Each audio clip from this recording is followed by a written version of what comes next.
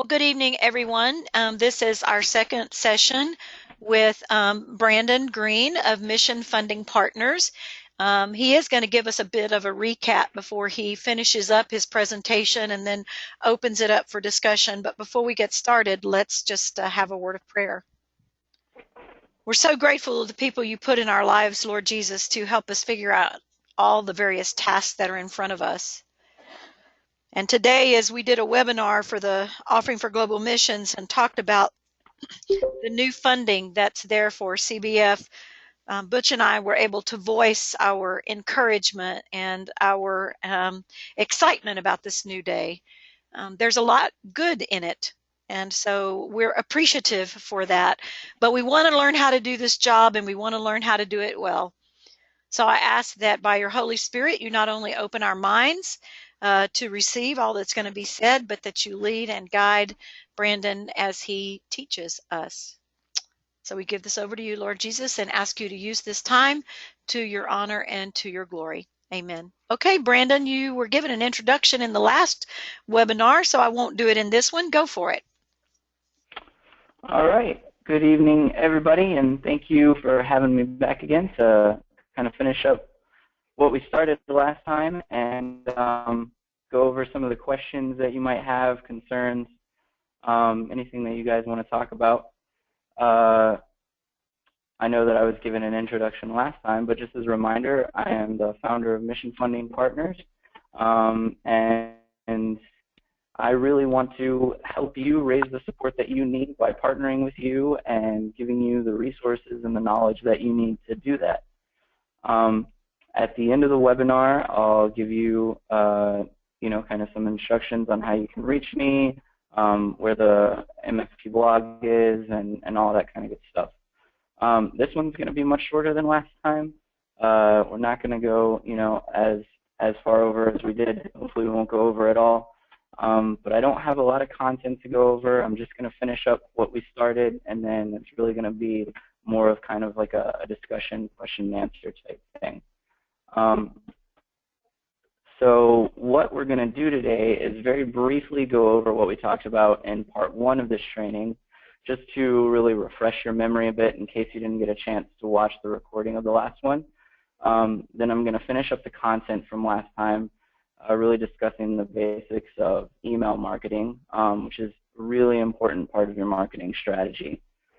Then we're going to have that time for you to ask your questions. And I've gotten some by email, so I'm going to go over those first because I think they'll apply to most of you, if not all of you. And then we'll open it up to everyone to ask whatever's on your mind. And I also want to be upfront and say that I might not have an answer or a good response to every question that you ask. But if I don't have an answer for that, then I will go and do the research and I will find you an answer. Because I really do want to make sure that you have that information that you need. So let's do a little bit of a summary of what we talked about last time. So the big takeaway from part one is that fund development is relational. It's not about you. It's not about money. It's about building a relationship with your supporters and engaging them on an increasingly deeper level. And you can do that in three ways. There are three categories to creating a successful fund development strategy. Marketing is how you're going to communicate with your support network by using social media and email, by creating engaging content. You're going to be able to reach your supporters where they are and let them know about some of the amazing work that you're doing and how they can get involved in that. And then fundraising is where you're going to give them the opportunity to invest in your ministry. And that's exactly what it is. It's an investment opportunity. It's a way for them to get involved in and engage with a cause that they care about. And then program monitoring and evaluation is how you're going to show them the return on their investment. Donor retention should really be one of your highest priorities. And so to do that, you need to show your donors that what you're doing is working. Then after that, we looked at developing a marketing strategy by using what I call the ACE cycle, which stands for Analyze, Strategize, and Execute. So first we looked at analyzing your brand, your support network, and your time.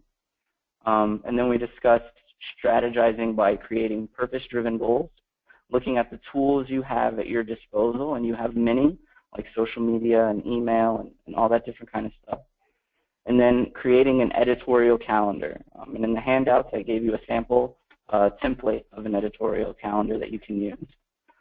And then we talked about the execution and how to write your blog posts. And then we went over some of the basic sharing on social media and what that looks like for Facebook, Twitter, Instagram, and YouTube. Next, we're going to look at the basics of email marketing. So we're going to be finishing up the execution part today. We also talked about how the most important thing when marketing your mission is to be sure that you provide relevant, consistent, and valuable content. This was a ton of information that we went over. It took quite a while, so please do go back and watch the recording of the last webinar if you weren't able to be there for it or if you'd like a refresher. And then also remember that you were given a Market Your Mission workbook. And if you haven't gotten that or if you need another copy or whatever, just let me know and I can get you one. But this guide should really help you create your initial marketing strategy using all of the things that we talked about. So be sure to use that if you haven't already done so. So let's finish this up by talking about the basics of email marketing. So before I get started, I want to point out that all of this information comes from Heather Mansfield of Nonprofit Tech for Good. She's got some really, really good content, a ton of just incredibly helpful stuff. And I really recommend that you go and check out their website. Just do a Google search for Nonprofit Tech for Good and it'll come up. You can follow them on social media so that you can, have access to things as they come out. I was actually just on a webinar that she was doing this morning, and again, just fantastic stuff that she puts out there. Okay, so when setting up your email marketing, you want to make sure that you're investing in some good software. It's really important, and like I've stated before in the last webinar, the only one that I'm really recommending right now is to use MailChimp. It's great, it's free, it's easy to use. With it you can set up different lists of your supporters so you can kind of organize them. You can create templates for your campaign so that when you send out your e-newsletter, it's really easy to just kind of plug in the information that you want people to have into that template, and then you just send it out, and it makes it really easy for you to do that. The next thing that you want to do is you want to make sure that you embrace a mobile-first strategy, because the fact of the matter is people are reading their emails on their phones now. I know I barely ever read emails, when I first get them on my desktop. We're doing everything on our phone. That means that you want your emails to look just as good on a phone as they do on a desktop. And MailChimp just kind of inherently does that. So if you use MailChimp, then you don't really need to worry about that. It'll just do it for you. Another thing that you want to do is you want to be sure that your header images can be easily changed. So that's the image that you'll have at the top of your e-newsletter. This is going to let you switch them out depending on the type of email that you're sending out. So for instance, you could have just a general e-newsletter header. But if you have an event that's coming up that you want to let people know about, you could create a header that focuses on that event. Or if you're doing a specific fundraising campaign, like Giving Tuesday is coming up, towards the end of November, or any kind of special fundraising campaign that you may be doing, you can create a header that focuses on that. You want to just kind of keep it new and keep it fresh and just change things up a little bit to keep people engaged. A key aspect of your email marketing should be to also incorporate social media into it. You want to make it easy for people to share your content directly from the email. So when you have a blog post that you put, for instance, in your e-newsletter, you want to make sure that there's a a Facebook share option or an option to tweet that blog post out directly from the email. That just makes it easier for people. And you also want to make it simple for them to follow you on the social networks that you use. So always have your links to your Facebook and your Twitter or whatever social media that you're using, so that people can just click on that and follow you to get your most updated content. So you don't want your emails to be really overwhelming. Remember, like we talked about last time, the way that people are reading is changing. We're skimming content now. We're not really reading things in depth. So you want to make sure that you keep things short. So you want to have about 1 to 5 stories on your email or calls to action. So a call to action is just asking somebody to do something, whether that's to click on a donate button or go sign a petition, whatever it is, you're trying to get people to take some kind of action. So you want to have about 1 to 5 stories or 1 to 5 calls to action on there. And when I say stories, I don't mean that you need to be putting your entire blog post in your email. Make sure that you're just providing a really brief description and the title of the blog, and then linking it back to your blog, because you're trying to get people back to your blog, back to your website, and eventually to your donation page. You want to get people, like I said, out of the email onto your blog or your website. You also want to get them on social media so that they can share your content. Another big thing that we talked about last time as well is prioritizing images and video content. We talked about that for the blog, how important that is to really engage your supporters. Well, the same goes for email. You want to make sure that you have large images, and if you have the ability to put videos up there, if you've created some video content, that's fantastic. Make sure that that's in your email and that that's front and center and prominent, because those big, beautiful pictures and the videos, that's what's really gonna get people interested and get them to click to go to your blog. Another thing that you want to do is keep your subject lines really short and sweet. Just like with your blog post titles, you want your subject line to intrigue your supporters and make them want to read your email. Especially if you're doing, if you have like a regular newsletter, you can keep the same subject line. That's fine. But if you're doing a special fundraising campaign, or if you're sending something special out, make sure that it catches their eye. People are more likely to open it that way. They won't just, swipe to delete it. To get some really good advice on how to write email subject lines, you can go to this blog post that I have up here.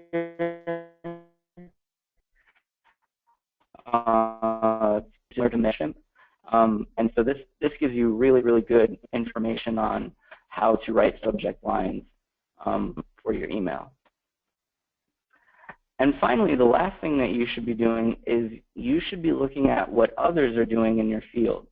So you want to go sign up for other organizations' newsletters that are doing similar work, whether it's other missionaries or nonprofit organizations, whatever it is.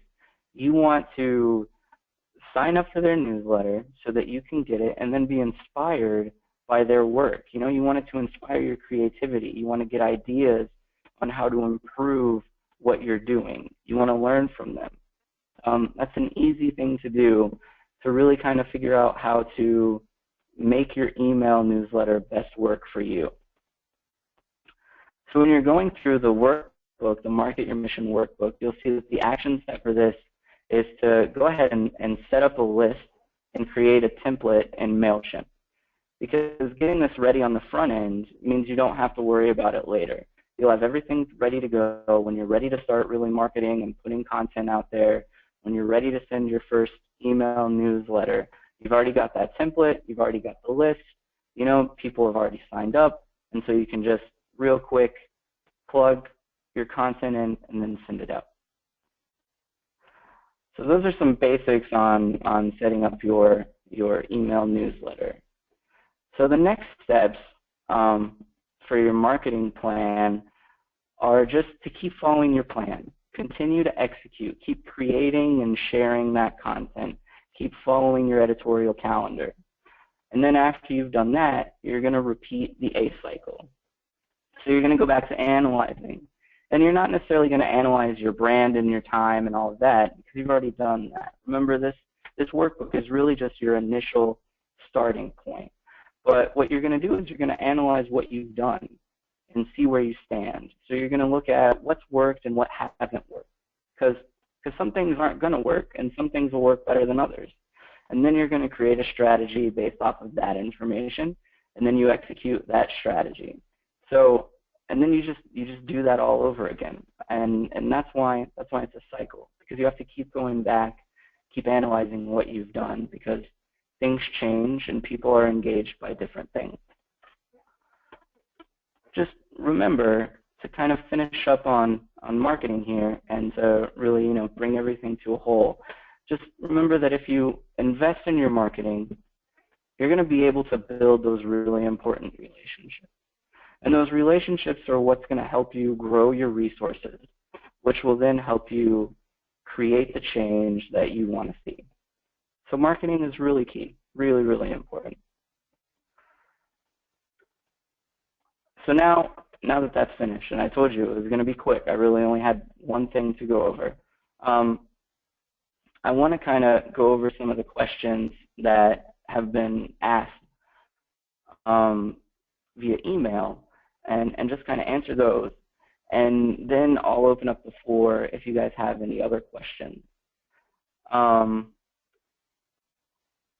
So first, a couple of the questions dealt with some of the tools of engagement. And the first one was, how do all these different tools of engagement, so you've got social media, you've got your internationals website, you've got your blog, but then you've got the CBF website on top of that. You've got a donation page. How does all of that work together? That's a great question, because if you just look at it at a glance, it can get really confusing. You've got so much happening and so much going on. You don't want to, repeat things in different places. So first of all, I want to make sure that everyone understands that even though I suggest using 2 forms of social media, which I did in the last webinar, that doesn't mean that you should be using 2 forms of social media. It really comes down to doing what works for you, no one else. If you can only keep up to date with 1 form of social media, then just keep up to date with 1 form of social media and your email newsletter. If you can keep up with 2, 3, 4, 5, 6, however many forms of social media, then by all means do that. That's great. But if it's not working for you, then you shouldn't be doing it. You just have to make sure that you're doing something. That's the most important part, that you're actually doing something and putting content out there, whether it's on 1 network, 2, 3, or 4. So I want to try and help you understand kind of the flow of things and how it all works together. So the new Internationals website that you're working on is going to host your blog. And your blog is going to be the most important part of your marketing plan. If you remember in the last part of this webinar, I called it the roots of your marketing tree, right? It's really where everything kind of spawns from. Once the website is up and running, your blog will be ready for you to start adding content. So you're going to be, as soon as it's up, you're going to be ready to go. So then you're going to use social media and your email marketing to share your content and engage with people. And this is what's really going to help you grow a stronger and larger support network. It's really how you're going to build those relationships and communicate with your supporters. So when people view your content, whether it's a blog post, a graphic that you put out, a video, an image, whatever it is, when they view that content on social media or in an email, that should link them to your blog. So if you put up a picture on Twitter, you want to make sure that there's a way for them to get to your blog. If you send out, like I said, an email newsletter, you want to make sure that the content in your email newsletter is taking them to your blog, your website. And on your blog is going to be a donate button. So that's where you really want them to go, right? That's our goal, is we're trying to get them from people who just kind of look at your content to people who then look at your content on social media and share your content, who sign up for your email newsletter, to people who then go to your blog and read your blog, to people who then end up donating. It's what they call the donor funnel. And so you're really trying to get them to this donate button. And they might be on your blog and be reading your content and then just decide that they want to support you and click on the donate button. So you want that to be front and center. You want the donate button to always be accessible no matter where they are on the website. Or you can have them click on it through a call to action. You know, maybe at the end of a blog post, you can say, you know, support our ministry by donating. Or even in an email newsletter, you can have a donate button there, like a link to the donate page in your email newsletter. So what that's going to do is that's going to take them to a specific donation page on the CBF website. And that's the only place that they're going to be able to actually donate. And essentially, that's really the only purpose that the CBF website is going to serve in regards to this, is to receive those donations. And then after that, because there's an after, you're not just trying to get them to that donate page so that they can donate. You also want to try to get them to donate again down the line. Remember, you know, we go back to donor retention. It's really, really, really important. So you want to make sure that after that happens, you're communicating with them regularly. You're working on building that relationship. You're showing them how their investment helps your ministry, and you're keeping that, you know, that flow of communication open with them through social media and email, so that they can help share your content, and you can engage them again down the line when you've got a new campaign going on. So another question that was asked was, basically, somebody said, you know, I've never done this before. How do I do this effectively? So you want to know what the right way is before you kind of step out of your comfort zone and attempt to do this, because this is new and you haven't really done before, and it's weird and you don't really know what you're doing. But here's the thing, there's no right way to do this. This isn't a one-size-fits-all type thing. And you're going to make mistakes because this is all about trial and error. It's about figuring out what works and what doesn't and engaging your support network. And that goes back to, again, why the ACE cycle is a cycle, because you have to consistently analyze what you've been doing to see what's been working and what hasn't been working, and then create a new strategy based off of the information that you've gotten from that analysis. I don't really like to say that practice makes perfect, because I don't believe that perfection is really attainable, but practice absolutely does make better. So the more you do this, the better you're going to get at it, and the easier it's going to become. But you need to be open to making mistakes. You need to be open to not being perfect from the beginning. You just have to make sure that you're getting started, and again, that you're actually doing something, because doing something is better than doing nothing. The key here, and one thing that's really going to help you out, is to take the things that you love about your ministry. Take the things that you're passionate about, the things that help you get out of bed in the morning, and find a way to share that so that you can get your support network just as excited about those aspects of your ministry as you are. And that's not always easy, but I have complete faith that you can do it. And again, at Mission Funding Partners, I'm here to help you. If you need it, please just reach out, and I'll help you out in any way that I can. So the next few questions that I got kind of address the issue of time. And so the first one is, how much time should you set aside for marketing? I did address this in the first part of the webinar, but I didn't address it well enough because someone brought it up to me that, what I would be able to do in 9 hours would take them 15 hours or more. And that's absolutely true because I have a bit more experience doing it. But the thing is, that doesn't matter. The quantity does not matter. I'm not saying that you need to be creating a certain amount of graphics, that you need to be writing a certain number of blog posts, that you need to be sending out a certain number of tweets. What I'm saying is that you need to really take a look at how much time you can realistically spend on this, and then do what you can in that amount of time. Just make sure that you're consistently setting that time aside, and again, that you're getting something done, because something is better than nothing. It doesn't matter how much, it just matters that you do something and that it's consistent. And the more you do this, the easier it'll become, and the more you'll be able to get done in that amount of time. You just have to keep working at it, keep practicing it. Another question that was brought to my attention was a really good one. Someone asked, how do you provide value first if you need to start fundraising immediately?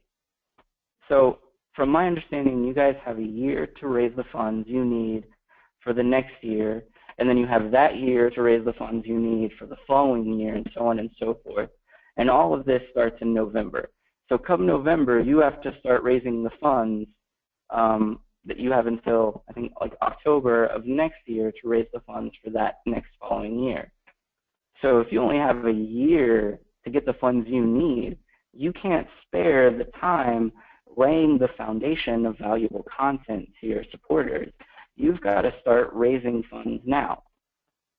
Well, here's the good news. You can start raising funds now. You should. You absolutely should start now. Don't wait.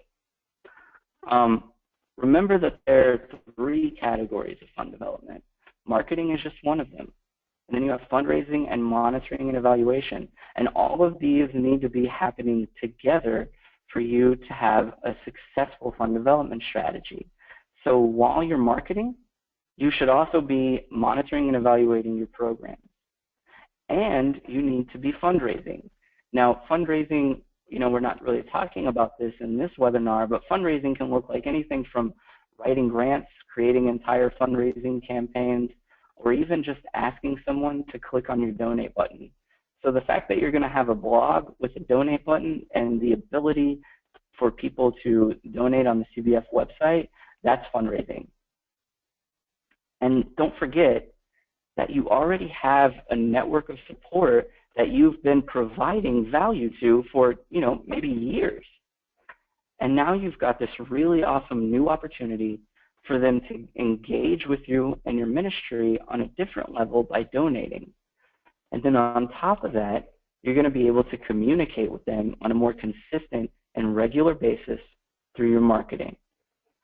So maybe you can start with churches that support you, or you can reach out to the teams that have come to see and be a part of your work. And actually, in the webinar that I was in this morning, one of the things that was brought up is that volunteers are much more likely to donate to a cause that they volunteered for. So if you've had teams that have come and, I know that Butch and Nell do prayer walks and stuff like that. If you've had teams that have come and helped you do any kind of aspect of your work, or pray for you, or just kind of see what you're doing, that's already a great support network that you can tap into. These people support you already. They want to help you. So if you tap into that from the very beginning, and you give them this opportunity to donate, and you ask them to share your content, you're going to be able to grow the support that you've already got, and you're going to be able to start raising funds from the get-go. So lastly about time, and this is something that I think a lot of you can relate to, someone said, and this is a quote from them, said, "I'm a relational person, and prefer to spend time in ministry with others, not on a computer. That's completely understandable. And I bet, like I said, a lot of you share this concern because you didn't get into this line of work to do marketing. You weren't called to be a fundraiser. You were called to minister to others. But this is where you're going to need to start shifting your paradigm. Because I would argue that by doing what we're talking about, you are ministering, just to a different population. Your support network might not be called to work with refugees and immigrants. You know, they might not be called to combat human trafficking, but they might be called to support those who do. And by doing this, you're giving them the opportunity to fulfill that call and live out their faith in a way that allows you to do the work that you were called to do. And what I've talked about now in these two webinars is incredibly relational. You know, it might not look like a hug and a handshake, but you can create connections that run just as deep through marketing. And even if you have some difficulty seeing that, or it's really just kind of way too far out of your comfort zone, the fact of the matter is that at this point, you don't really have much of a choice.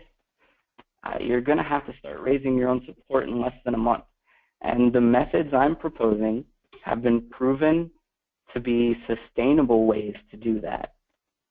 And in fact, they actually take less time than the alternatives, which would be, you know, like traveling to speak churches, organizing fundraisers, designing and mailing materials, all of that different kind of stuff.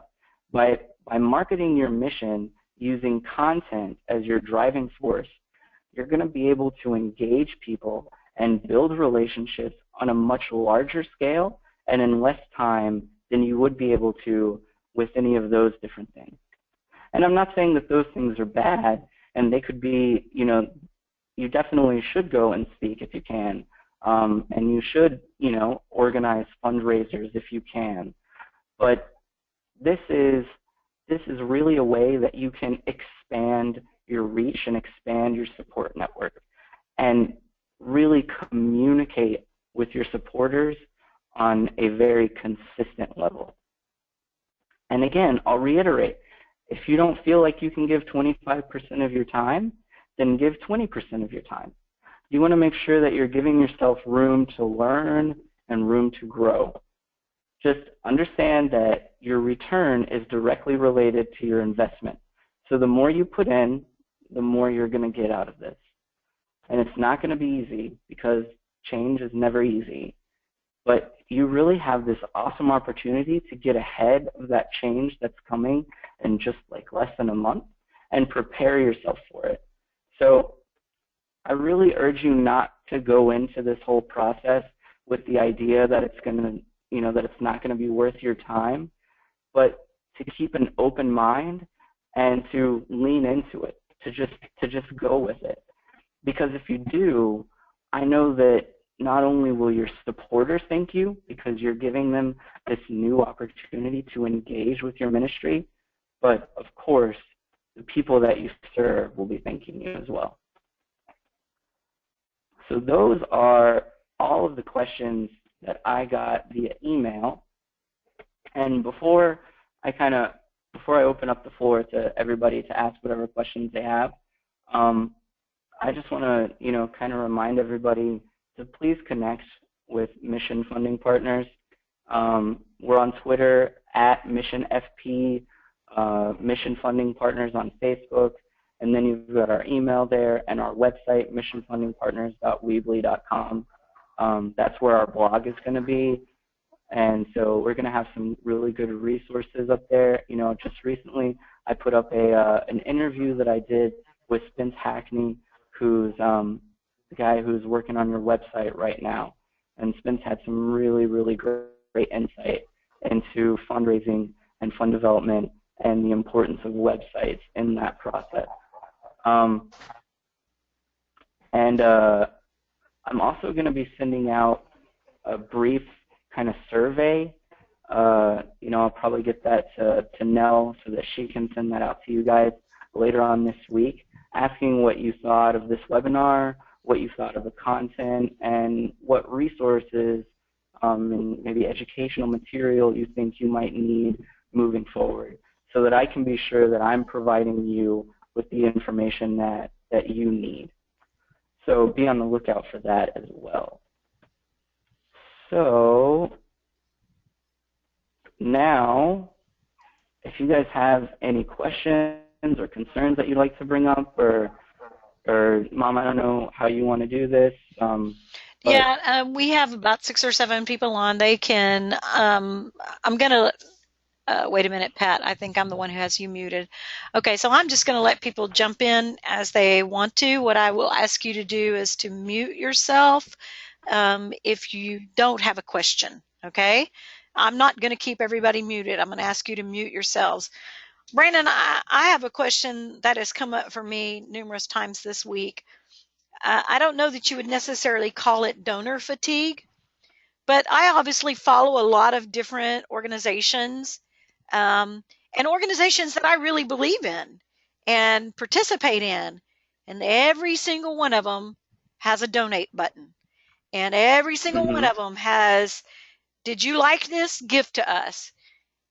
And honestly, I'm just kind of blowing it all off now. How do we overcome an age of social media where everybody's asking for a donation? That's a good question. You're gonna have to figure out how to stand out. You're gonna have to figure out. It goes back to analyzing what you're doing. So you're gonna want to look at what is it that engaged people. So you try to see what worked and then use that.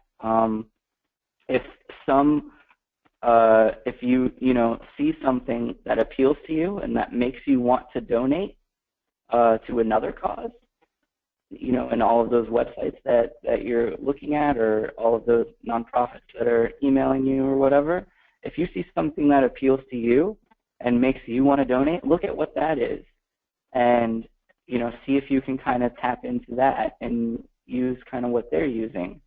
You're just gonna. It's not going to be easy because, like you said, a lot of people are doing this.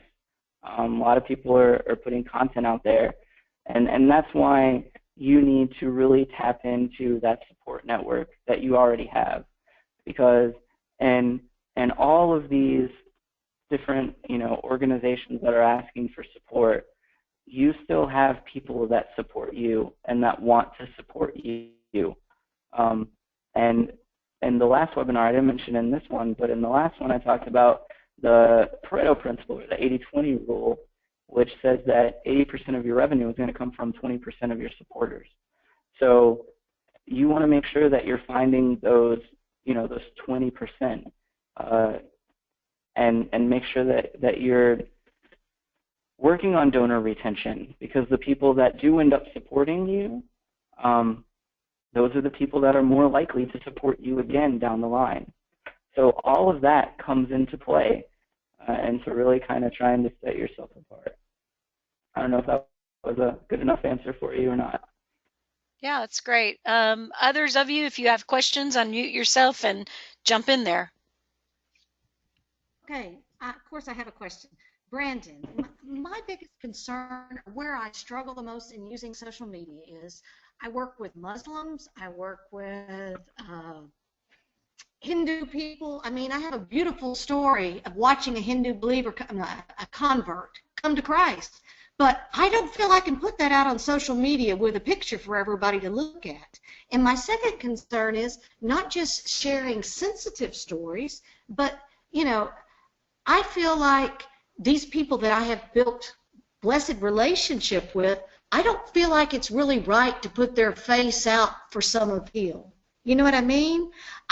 Because they are also my friends on Facebook. That's my concern. I have to have a public image for CVF that shares everything, but then again, I'm working with non-believers who's seeing what I'm sharing. You know what I mean?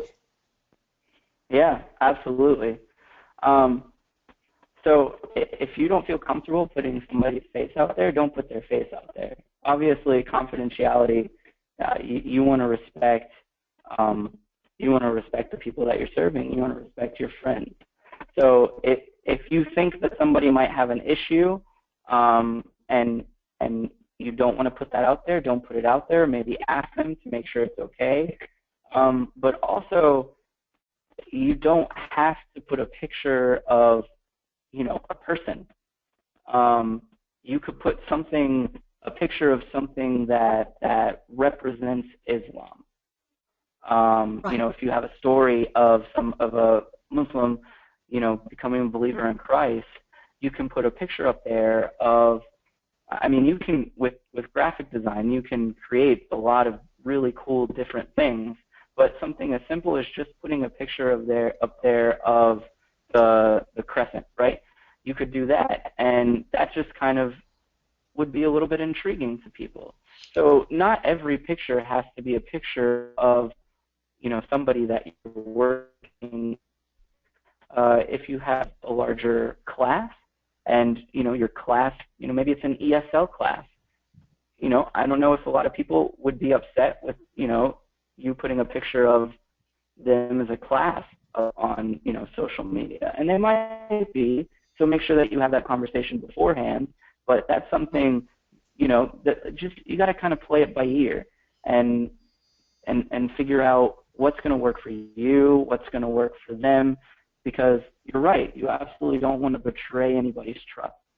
Confidentiality in the work that you guys do is critical. That is really critical because you deal with a lot of very sensitive issues and a lot of very sensitive stories. So you want to make sure that unless somebody is 100% comfortable, you're not using names. You're not, putting their picture up there. Um, The story, Brandon. Karen, let me just say that one of the cues from folks that I've been taking have been Mitch and Pat, because they're very, very obviously, they're careful. And it was Pat early on that would post pictures of, say, a Bible, and then talk about somebody who had come to Christ, or take a picture of the table, a meal, and talk about fellowship that was shared. And so I think sometimes taking pictures of inanimate things, but that can express what you're talking about without naming names. Like today, we got some calls about a situation of a person who may have been trafficked, and there was no way really to put out anything. If I'd put out anything on social media, people who follow me would have known possibly who I was talking about or what I was talking about. And so Right. Right. instead, I just was saying, offering resources to people who are needing some help, keeping it kind of generic. But Pat and Mitch have done a great job of the picture aspect of things. And then Butch then said, changing the name is also helpful. So just those two words there. Well, yeah, but that's obvious. But to me, sometimes these stories are identifiable for a few people, not broad base, but there are people out there in that refugee community, if I tell the story, that are going to recognize the story. And is that, to me, that's where I feel uncomfortable. Which is why You I'm understand? saying you need to disguise it. You don't tell their story per se with specifics that would alert anybody. And yes, I do think that kind of maybe sometimes waters down our message when it comes Right. to social media. But when we do our prayer vanguard, that's where we are more specific. But we put at the very top of our prayer vanguard, not for distribution in any form. And I never Okay. share it on social media. So Right. Right. I understand. My question though, Nell, is when we link everything together, is someone going to be able to subscribe to that list, or I just don't let them? You understand what I'm saying? I'm just afraid somehow, I have had the same it's thing, and I've tried to fix it where people cannot. Anybody can subscribe to Encouraging Houston. Anybody can subscribe to our website network. You've got to go through me to subscribe to our Prayer Vanguard. And I Okay. have to be certain that I know that whatever you read, you're going to be comfortable with. And I Okay. have had, Brandon's right, you're going to make mistakes. I've had a couple of big boo-boos that was kind of hard to fix, but we did. But yeah, you're right. When it comes to the online social media, you have to, be very general. And when it comes to your your email stuff, you have to be certain that you're careful that what you don't want seen publicly is not seen publicly. And it's not easy. I agree with you. Okay. Hmm. Uh, that I'll change the subject because I know our time is limited. I had another question. As we look at, you were talking about the blog us to work out of. My understanding, and I've not used it, is we also have the right to blog on the CBF national website or the Global Missions website. Should that blog be in two places or just one place? So what we're doing with CBF, you should know. Um, I think they're reorganizing their blog to some degree. I used to be able to just go straight on and blog. I can't do that anymore. I think it has to go through somebody. Um, Okay. Basically, there's a legal thing because some people blog with Baptist News Global. I think we're going to have to ask that question when we're together in November. Exactly how does CBF want us to work that? That said,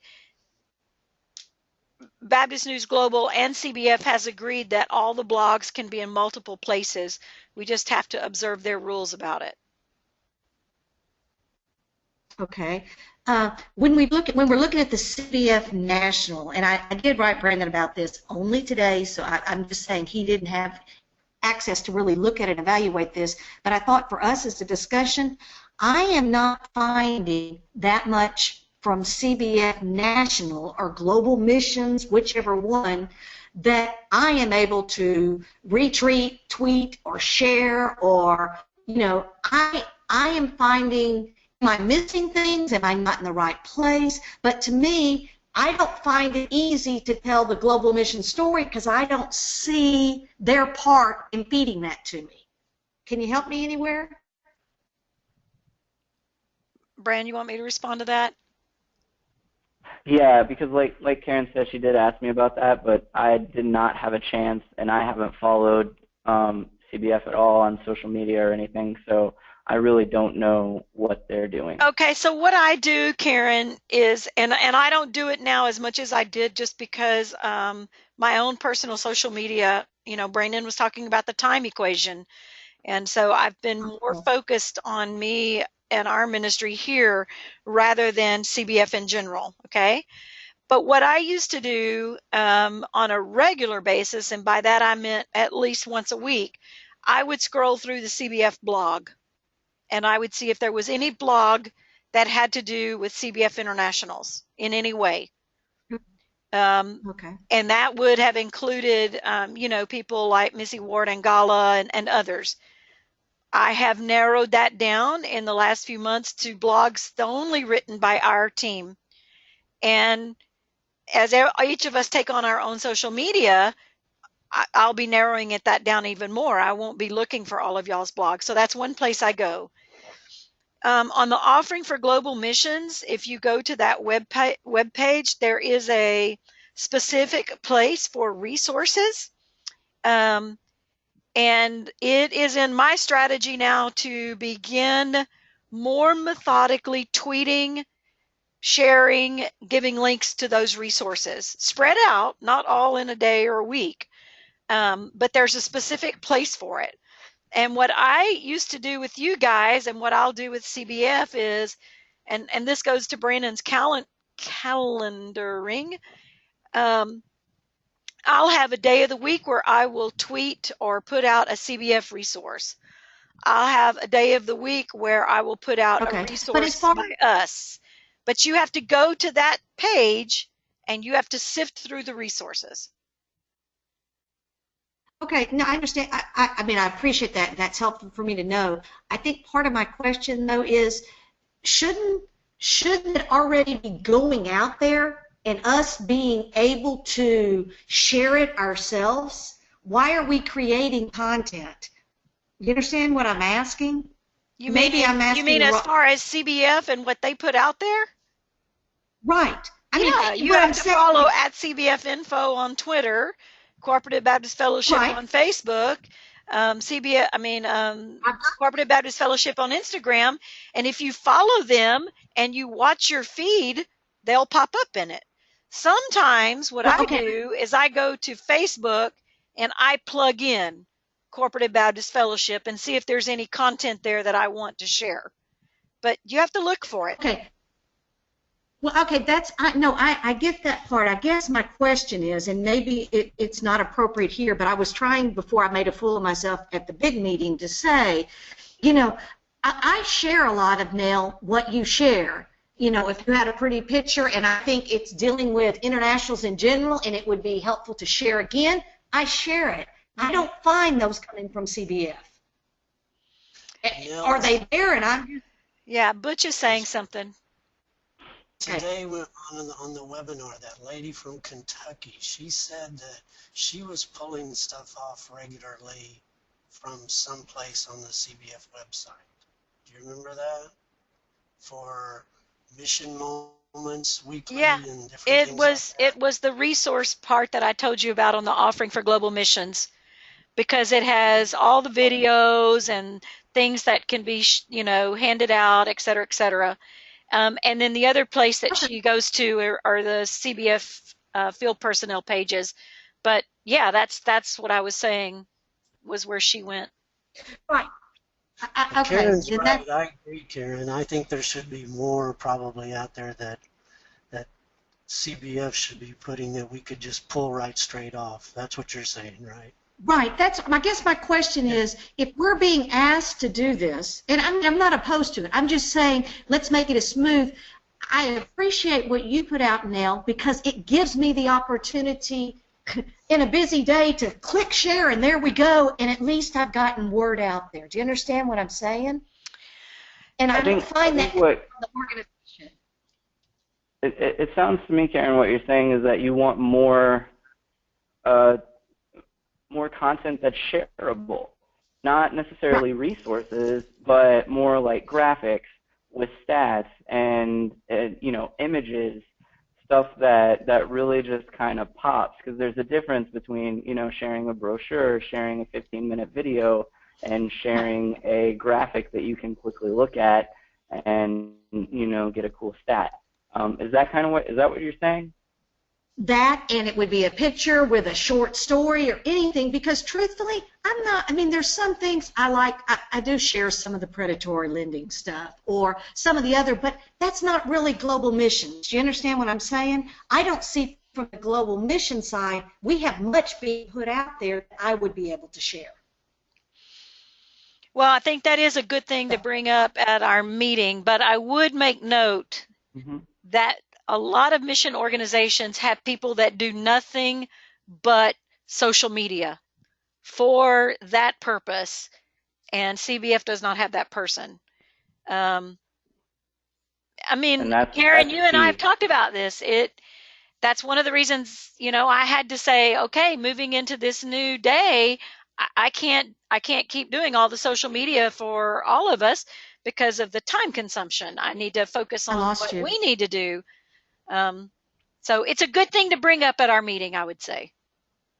Okay, I'm just trying to make sure I am not missing stuff and not going where I should be going. I That's don't what think I'm so. asking. I think the only places you can go are the places I've told you about, and if I'm wrong about that, I'm sure they'll let us know. Okay. I think that's an important point that you made, is that they don't have somebody who's doing that, because at an organizational level, an organization of that scale, you really have to have somebody that's dedicated only to that. Like, you have to have the resources to do that, because if not, then you're going to end up with what you've got, and it's not going to be a lot. It's not going to be enough. And Nell, I think wouldn't it be better for all of us if we would concentrate on continuing to use the team Facebook page and put stuff on there? And most of the time when people put stuff there, it's useful for all of us. And you can Yeah, share it and quickly. we actually have been getting a lot of activity on our page. I get a weekly report, and yeah, we for the size of an organization of CBF, we do well. And so I would say when you post on your personal page, and if you can post it at the same time to our CBF Internationals page, you get a lot more exposure. Nell, can we all post on? I always thought we had to send stuff to you, but you don't mind? We can post directly on the CBF International page? Yeah, I'm sorry, I've tried to make that clear in the past. Yeah, any of you can post on that page. Any Okay. of you.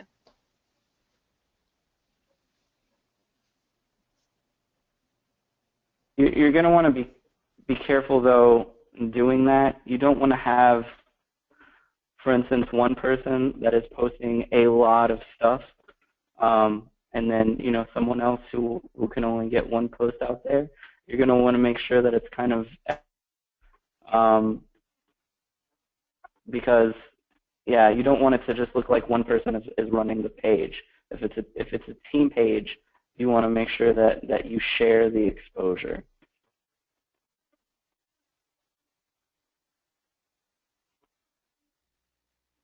Any other questions out there?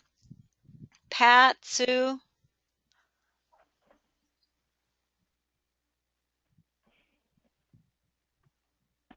Okay. I just want to say thank you to Brandon, and I've learned a lot, and my paradigm has shifted, and I'm in it, and thank you. I appreciate it. You're very Great, relational, and you're very encouraging. I feel like there's a message of hope in your face and in your Great. work. Yeah. So thank you. Thank And you. I think for all of us, one thing we can look forward to is desperation. And desperation calls for connection with the Lord and with people. And I think it's a good thing that we have to depend on the Lord more. I mean, maybe you guys already were, but I think I have a tendency when everything's set up, I just don't call out as much as I need to or should. And also connecting with people who are giving sacrificially also means that they're praying for us. And it's going to encourage us to pray more, I think. So these are like the positive side of things I'm thinking about. Thanks, Pat. I absolutely agree. Anyone else? Just thanks to Brandon. Appreciate it. It was good. Right. Thank you.